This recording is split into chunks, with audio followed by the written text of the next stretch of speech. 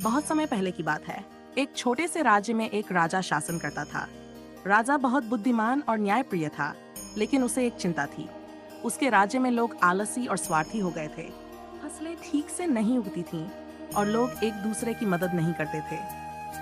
राजा ने सोचा, मुझे ऐसा उपाय करना होगा जिससे लोग मेहनत करना सीखें और एक दूसरे की मदद करें। एक दिन राजा ने अपने मंत्री से सलाह ली।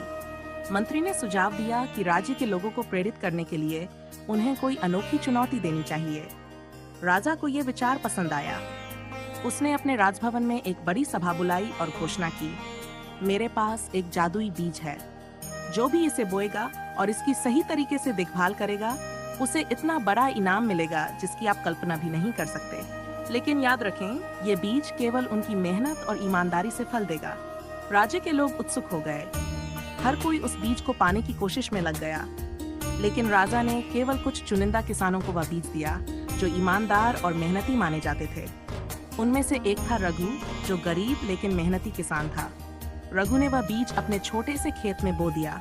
हर दिन वह बीज को पानी देता, उसे धूप दिखाता और मिट्टी को साफ करता। वह पूरी लगन और प्यार से उस बीज की देखभाल करता। लेकिन 1 महीने बाद भी बीज अंकुरित नहीं हुआ। रघु परेशान था, लेकिन उसने हार नहीं मानी। उसने सोचा, राजा ने ये बीज दिया है, इसमें जरूर कुछ खास बात होगी। मैं अपना प्रयास जारी रखूंगा।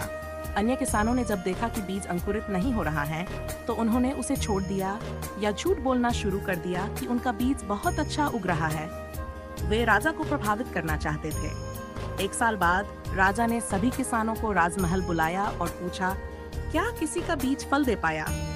सभी किसान झूठे दावे करने लगे, लेकिन रघु ने सिर झुका लिया और कहा, महाराज, मैं माफी चाहता हूँ। मैंने पूरी मेहनत की, लेकिन मेरा बीज अंकुरित नहीं हुआ।